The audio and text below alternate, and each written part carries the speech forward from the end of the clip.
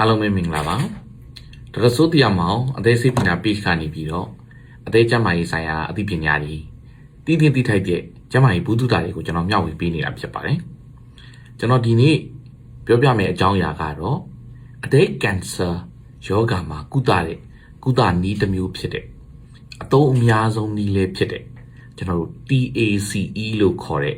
Trans-Arterial Chemoembolization ပေါ့မြန်မာလိုပြောရင်တော့အသေးအတွင်းသို့သွေးကြောမှတစ်ဆင့်ကင်ဆာဆေးဖြန့်ခြင်းလို့ကျွန်တော်တို့ဘာသာပြန်လို့ရပါမယ်အလွယ်ကူဆုံးပြောမယ်ဆိုရင်ဆေးဖြန့်ခြင်းပေါ့အဲ့တော့ဒါနဲ့ပတ်သက်ပြီးကျွန်တော်ဒီနေ့အသေးစိတ်လေးပြောပြပေးသွားမှာဖြစ်ပါတယ်အဲ့တော့ဒီ TACE ဆိုတဲ့ကုသမှုနည်းလမ်းဟာကျွန်တော်တို့ဒီအသေးကင်ဆာယောဂါအတွက်အသုံးအများဆုံးနဲ့လက်ရှိအထိရောပေါ့နော်လက်ရှိအထိရောအသုံးအများဆုံးနဲ့ထိရောက်တဲ့လောက်ထိရောက်နေစေဖြစ်တဲ့ကုသမှုတစ်ခုဖြစ်ပါတယ်အဲ့တော့ကျွန်တော်ဒီအသေးကင်ဆာနဲ့ပတ်သက်ပြီးတော့တခြားကင်ဆာတွေနဲ့မတူတဲ့အချက်တွေကျွန်တော်အသေးကင်ဆာမှာရှိတယ်ပေါ့အဲ့တော့ကျွန်တော်အရင်တော့လည်းပြောမှုတဲ့အချက်တွေရဲ့အရာပြောရမယ်ဆိုရင်တခြားကင်ဆာတွေနဲ့မတူတဲ့နေရာမှာနံပါတ်1ကတော့ကျွန်တော်အသေးကင်ဆာဒီအသားစကိုလူတိုင်းကိုယူစရာမလိုဘူးပေါ့လူတိုင်းကိုအသားစယူပြီးမှကင်ဆာကုသမှုစရတာမျိုးမဟုတ်ဘူးဒါကြောင့်တခြားကင်ဆာတွေနဲ့ဒီတစ်ချက်ကကွဲပြားတယ်ပေါ့နောက်တစ်ချက်ကဘာလဲလို့ပြောရင်တခြားကင်ဆာတွေမှာကျွန်တော်တို့ကကင်ဆာဆေးသွင်းနေဆိုတာကပထမဦးစားပေးလုပ်ငန်းဖြစ်တတ်တယ်နောက်ဥပမာအစာရင်ကင်ဆာကြည့်မလားနော်ပြီးတဲ့အခါကျတော့ကျွန်တော်တို့ဒီဥမာကြီးကင်ဆာတွေကြည့်မလားခွဲစိတ်မဲ့ပြီးတော့ကင်ဆာဆေးသွင်းနေဆိုရင်ကျွန်တော်တို့ကဒီသွေးကြောတွေကနေတစ်ဆင့် systemic chemotherapy ပေါ့ကင်ဆာဆေးသွင်းတာကိုကျွန်တော်တို့ကဦးစားပေးအသုံးပြုပါပြီးတော့ကုသရတယ်ပေါ့ကျွန်တော်တို့အသေးကင်ဆာမှာကြတော့အဲ့လိုမျိုးမဟုတ်ဘူးဒီလိုမျိုးဒီ local regional therapy လို့ခေါ်တဲ့ဒီအသေးကိုဓာတ်ရိုက်ကျွန်တော်တို့ကုသတဲ့နည်းလမ်းတွေကျွန်တော်တို့ဦးစားပေးပြီးတော့အသုံးပြုလိရှိပါတယ်ဒါလူနာရဲ့ယောဂအဆင့်ပေါ်မူတည်တာပေါ့နော်အဲ့လိုဆိုတဲ့အခါကျတော့ဒီအသေးကင်ဆာရဲ့ကုသမှုကုထုံးတွေဟာအခြားသောကင်ဆာတွေနဲ့ရှင်ရင်နှိုင်းရှင်မယ်ဆိုရင်အနည်းငယ်ကွဲပြားမှုရှိနေတယ်ဆိုတာကိုကျွန်တော်တို့နားလည်ထားဖို့လိုပါတယ်ဒါကြောင့် TACE နီးလန်းဘလို့နီးလန်းနဲ့အသေးကင်ဆာတွေကိုကုသပေးတာလေဒါကျွန်တော်တို့ဒီဘူးတုဒအနေနဲ့သိတဲ့တယ်ပေါ့အဲ့တော့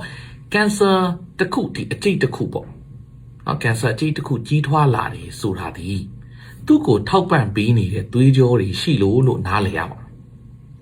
သူ့ကိုထောက်ပံ့ပေးတဲ့သွေးကြောရှိနေရင်ဒီကင်ဆာဒီတတိတခြားပိုပြီးတော့ကြီးထွားလာမှာဖြစ်တယ်အဲ့တော့အဲ့ဒီထောက်ပံ့ပေးနေတဲ့သွေးကြောကိုကျွန်တော်တို့ကဘာလုပ်ပြရမလဲလို့ပြောရင်ပိတ်ပြရမယ်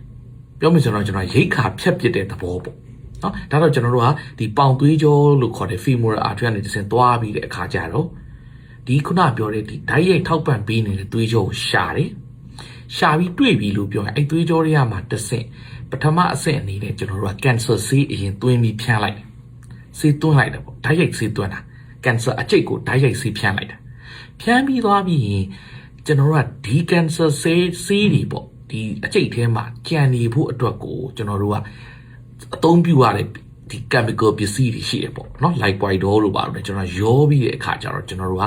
ဆေးဖြန်းပြီးပြန်ထွက်လာတဲ့အခါမှာဒီသွေးကြောကိုကျွန်တော်ကတစ်ခါလေးပိတ်ခဲ့လိုက်တယ်အဲသွေးကြောကိုပိတ်လိုက်တဲ့အတွက်ကြောင့်ဒီကင်ဆာအကျိတ်ကြီးထွားဖို့အရာအားပေးနေတဲ့ရိတ်ခါလမ်းကြောင်းမရှိတော့ဘူးဖြစ်သွားတာပေါ့ဒါကြောင့်ကျွန်တော်တို့ဟာဒီနီးလန်းကိုအသုံးပြုပြီးတော့ဓာတ်ရိုက်လေးဆေးဖြန်းနေပြန်ထွက်လာတဲ့အခါမှာလေဒီသွေးကြောကိုကျွန်တော်တို့ဟာပိတ်ခဲ့လိုက်တယ်ပေါ့ဒါကိုကျွန်တော်တို့ကဆေးဖြန်းနေ TACE လို့အကြမ်းမြင်နားလည်လို့ရပါတယ်အဲ့တော့ TACE ကိုဘယ်လိုလူနာတွေမှာကျွန်တော်တို့ကအသုံးပြုလဲဘယ်လိုလူနာတွေအတွက်အဓိကထိရောက်တဲ့ကုသမှုဖြစ်နေတယ်လေလို့ပြောရင်အဓိကကတော့ TACE ဒီလုံးဝ TACE ဖြန်းနေရင်ကင်ဆာပျောက်သွားတယ်ဆိုတာဖြစ်ဖို့ရာဂိုင်နှုန်းကအနည်းငယ်နည်းပါတယ်ဘေးကင်ဆာအဆင့်မှာကျွန်တော်တို့ကအသုံးပြုမှာလဲဆိုတာပေါ်မူတည်တာပေါ့အထူးသဖြင့်တော့ကျွန်တော်တို့ကကင်ဆာအဆင့်အနေနဲ့ပြောမယ်ဆိုရင် B လူနာတွေပေါ့ B လူနာတွေမှာကျွန်တော်တို့ကဆေးဖြန်းတဲ့နီလန်းကိုအဓိကထားအသုံးပြုကြပါတယ်အချို့သော BCLC 0နဲ့ A လူနာတွေမှာလည်းပဲတခြားသောကုသမှုတွေအဆင်မပြေခဲ့ရင် ဆေးဖြတ်တဲ့နီလန်ကိုပဲအသုံးပြုရတာမျိုးရှိတယ်ဒါကြောင့်အချို့တော့ဒီဆေးဖြတ်တဲ့နီလန်အသုံးပြုရတဲ့လူနာတွေထဲမှာ BCLC 0တို့ A တို့ပါခဲ့ရင်ဒီလူနာတွေကဆေးဖြတ်ခြင်းဖြစ်ပင်ကင်ဆာပျောက်နိုင်တဲ့အလားအလာများတယ်လို့ကျွန်တော်တို့သတ်မှတ်နိုင်တယ်သို့တော့ BCLC B လူနာတွေမှာကြတော့ဆေးဖြန်းယုံနဲ့ပျောက်သွားပါမယ်လို့ကျွန်တော်တို့ပြောလို့မရဘူးသို့တော့ဆေးဖြန်းခြင်းသည်ကင်ဆာပိုမိုကြီးထွားမလာအောင်ကင်ဆာဆေးတွေတခြားနေရာကိုမပြန့်အောင်အထိုက်လျောက်ထိန်းချုပ်နိုင်တဲ့ကံကောင်းမယ်ဆိုရင်လုံးဝကင်ဆာဓာတ်တွေမရှိတော့အောင် tumor activity မရှိတော့အောင်အထိလုပ်နိုင်တဲ့ကုသမှုတစ်ခုအဖြစ်ကျွန်တော်တို့အသုံးပြုနေရပါတယ်ဒါဆိုရင်ကျွန်တော်တို့ကဘယ်လိုလူနာတွေမှာနော်ဘယ်လိုလူနာတွေမှာဒီလိုမျိုးကင်ဆာဆေးဖြန်းခြင်းပေါ့နော် TACE နီလန်ကအထီအောင်ဆုံးဖြစ်မလဲပေါ့ဒါဆိုရင်ဘာလို့ကျွန်တော်တို့ကပို့ဝင်လင်းပြောရရင်ဒီလိုမျိုးဆေးဖြန်းနေဆိုတာလူတိုင်းအတွက်ကျွန်တော်တို့ကထိရောက်နေတာမဟုတ်ဘူးပေါ့ဘာလို့ကင်ဆာဖြစ်တာနဲ့ဆေးဖြန်းကင်ဆာဖြစ်တာနဲ့ဆေးဖြန်းလို့လုပ်လို့တော့မရဘူးကျွန်တော်မှတင့်တော်တဲ့လူဆိုတာရှိတယ်မတင့်တော်တဲ့လူနာတွေဆိုတာရှိတယ်ပေါ့ဒါကြောင့်ကုသမှုတစ်ခုထိရောက်မယ်ဆိုရင်ကျွန်တော်ပြီးခဲ့တဲ့တစ်ခေါက်ကကျွန်တော်တင်ပေးခဲ့တဲ့ဗီဒီယိုလို့ပေါ့ခွဲစိတ်တော့မယ်ဆိုရင်တော့မှအောင်မြင်သောခွဲစိတ်ကုသမှုဖြစ်ဖို့အတွက်ဘယ်လူနာတွေကိုခွဲမလဲဆိုတာကိုစနစ်တကျရွေးချယ်ဖို့လိုတယ်ထို့အတူပဲ TAC လောက်တော့မယ်လို့ပြောရင်ဘယ်လူနာတွေဒီ TACE နဲ့အထီအောင်ဆုံးဖြစ်မလဲဆိုတာကိုကျွန်တော်တို့ကတေးသေးချာချာရွေးချယ်ဖို့လိုတယ်မဟုတ်ရင်စေးတာဖြန်းနေတယ်ထိရောက်တဲ့ရလက်ကိုကျွန်တော်တို့မရဘူးဆိုတာမျိုးဖြစ်တတ်တာပေါ့ဒါကြောင့်ဘယ်လိုလူနာတွေမှာကျွန်တော်တို့က TACE အသုံးပြုပြီးတော့အောင်မြင်မြင်ကုသနိုင်မလဲလို့ပြောရင်စေးမဖြန်းခင်ကလေးကတင်ကျွန်တော်တို့ကစမ်းစစ်ဖို့လိုတယ်ပေါ့ဟုတ်ပြီနော်အဲ့တော့ပထမဆုံးအချက်ကတော့ဘာလဲလို့ပြောရင်ပထမဆုံးအချိန် TACE ပြုလုပ်တော့မယ်လို့ဆုံးဖြတ်တဲ့အချိန်မှာကလေးက TACE ကုသမှုဒီအမှန်တကယ်တင့်တော်နေရမယ်ဒါကိုကျွန်တော်တို့က TACE suitability လို့ခေါ်တယ်မတင့်တော်တဲ့လူနာကိုကျွန်တော်ဆေးဖြန်းတာသုံးလို့မရဘူးဟုတ်ဆေးဖြန်းတာသုံးလို့မရရင်ဆေးဖြန်းတာတစ်မျိုးတည်းမရရင်တခြားနီလန်းနဲ့ဆေးဖြန်းတာပေါင်းမလားသို့မဟုတ်တခြားနီလန်းတစ်ခုကိုစဉ်းစားမလားဆိုတော့ကျွန်တော်တို့ကတွေးရတယ်နော်မြန်မာနိုင်ငံမှာတော့ပြောမယ်ဆိုရင်ဆေးဖြန်းတဲ့နီလန်းကအသုံးအများဆုံးပဲဖြစ်တယ်ပြီးတော့လက်ရှိတဲ့မြန်မာနိုင်ငံမှာဘယ်လိုခေါ်မလဲထဲဝင်အသုံးပြုနေတဲ့အခါကျတော့ဆေးဖြန်းဆိုတာကြီးပဲဖြစ်နေတာတကယ်တမ်းပြောရင်ဆေးဖြန်းခြင်းထိရောက်တယ်မထိရောက်ဘူးဆိုတာကိုကျွန်တော်တို့ကမဖြန်းခင်တည်းကတေးသေးချာချာလူနာကိုရွေးချယ်ရတဲ့သဘောရှိတာပေါ့အဲ့တော့နံပါတ်1ကကင်ဆာအကျိတ်ရဲ့အရွယ်အစားက7 cm ထက်သေးနေဆေးဖြန်းရင်အောင်မြင်ဖို့များတယ်နံပါတ်2အချက် AFP လို့ခေါ်တဲ့ alpha fetoprotein 100 nanogram per ml ထက်နည်းနေလေဆေးဖြန်းရင်ထိရောက်ဖို့များတယ်နောက်တစ်ချက်ကင်ဆာအကျိတ်အရေးအတွက်တစ်လုံးနဲ့ရှိနေရင်လေဒါဒီဆေးဖြန်းရင်ထိရောက်ဖို့များတယ်ဒီအချက်3ချက်နဲ့ကိုက်နေပြီဆိုရင်ဒါဆိုရင်ဒီလူနာဒီ TACE လို့ခေါ်တဲ့ဆေးဖြန်းခြင်းဖြစ်ထိရောက်နိုင်တယ်လို့ကျွန်တော်တို့ရေဘူးရသတ်မှတ်လိုက်လို့ရတယ်ဒါဆိုကျွန်တော်တို့ကဒီလိုလူနာကိုဆေးဖြန်းဖို့စဉ်းစားပြီပေါ့ဒါနံပါတ်1အချက်ဆေးဖြန်းတော့မယ်လို့ခုနပြောတဲ့အချက်3ချက်နဲ့ကိုက်ပြီဆိုရင်နောက်တစ်ချက်ဖြစ်တယ်အသေးလုပ်ငန်းဆောင်တာကိုကျွန်တော်တို့ကကြည့်အောင်ခါတိုင်းဆေးဖြန်းလိုက်ခါမှပိုဆိုးသွားတယ်ဆိုတာရှိတယ်ဆေးဖြန်းလိုက်မှလူနာဆေးမပြတ်ခင်တော့လူနာအကောင်ဆေးဖြန်းပြီးမှလူနာပိုဆိုးသွားတယ်ဆိုတာဘာကြောင့်လဲလို့ပြောရင်အသေးရဲ့လုပ်ငန်းဆောင်တာဖြစ်ပါတယ်အသေး6တယ်အသေးကသူ့လို့သူကောင်းကောင်းမလုပ်နိုင်အသေးလုပ်ငန်းဆောင်တာကြီးကြာဆင်းနေတယ်ဆိုရင်ဆေးဖြန်းခြင်းသည်ထိရောက်ဖို့ရာခိုင်နှုန်းနည်းသွားပါတယ်အဲ့တော့မထိရောက်တဲ့အပြင်စိုးကျိုးကိုတော့ပိုပေးနိုင်တဲ့အနေအထားမျိုးတွေဖြစ်သွားတာပေါ့ဒါကိုကျွန်တော်တို့ကအသေးရဲ့လုပ်ငန်းဆောင်တာကိုကျွန်တော်ပြန်လဲတွက်ချက်ရတယ်နော်မအသေးကနေထုတ်တဲ့အသားဓာတ်တွေကောင်းသလားအဝါဓာတ်လို့ခေါ်တဲ့ bilirubin တွေ normal ဖြစ်နေသလားဒါကိုကျွန်တော်တွက်တဲ့ကျွန်တော် scoring system တွေအများကြီးရှိတယ်အသေးထိခိုက်မှုအဆင့်လို့ခေါ်တဲ့နော်ချိုင်းပြုတ် score ပေါ့ CTP grade A လူနာတွေမှာအထူးသဖြင့်ကျွန်တော်တို့ဆေးဖြန်းတာကိုအသုံးပြုတယ်ဒီထက်ပိုပြီးအသေးလုပ်ငန်းဆောင်တာကြာဆင်းလာတဲ့လူနာတွေမှာကျွန်တော်တို့ဆေးဖြန်းဖို့တိတ်မတိုက်တွန်းခြင်းဘူးပေါ့ဟုတ်ပြီနော်ဒါကြောင့်နံပါတ်1ဖြစ်တဲ့ ကန်ဆာကလည်းပဲဆေးဖြန်းဖို့တင့်တော်ရမယ်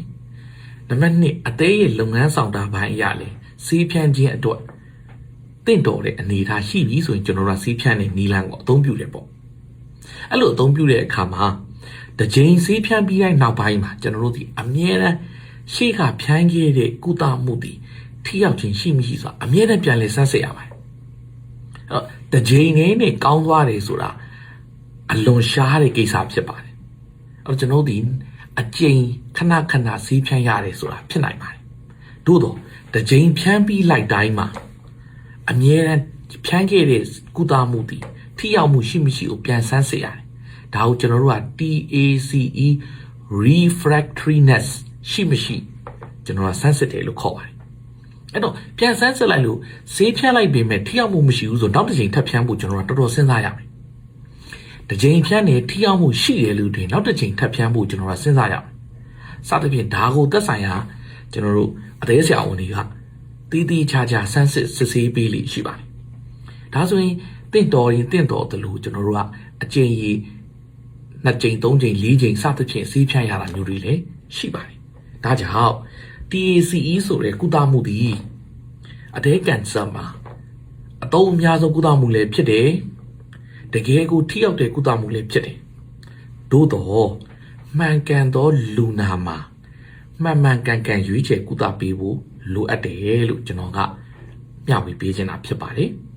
ပြီးတစ်ချိန်ဈေးဖြန်းပြီးရင်လည်းနောက်တစ်ချိန်ထပ်ဖြန်းမယ်မဖြန်းဘူးဆိုတာဒီဈေးဖြန်းထားခြင်းထိရောက်ခြင်းမထိရောက်ခြင်းပေါ်မှာအဓိကမူတည်ပါတယ်ဒါကြောင့်အသေးကန်ဆာလူနာတွေအနေနဲ့ကျွန်တော်တို့အမြဲရှိမှလည်းကျွန်တော်ပြောခဲ့ဘူးသလိုကန်ဆာဖြစ်သွားပြီဆိုရင်ကုစရာစီမရှိတဲ့အနေအထားကုစရာကုထုံးမရှိတဲ့အနေအထားတော့မဟုတ်ဘူးသို့တော့ကန်ဆာအဆင့်ကအလွန်အရေးကြီးတယ်ကန်ဆာအဆင့်စောစောစီးစီးတိလေးကျွန်တော်တို့ပြအောင်လုပ်နိုင်တဲ့ကုသမှုတွေရှိလေလို့ကျွန်တော်တို့အကြမ်းမြင်နားလည်လို့ရပါတယ်ဥပမာအနေနဲ့ပြောရမယ်ဆိုကျွန်တော်လူနာတစ်ယောက်မြောင်းမြပတ်မှနေတဲ့လူနာတစ်ယောက်ဆိုရင်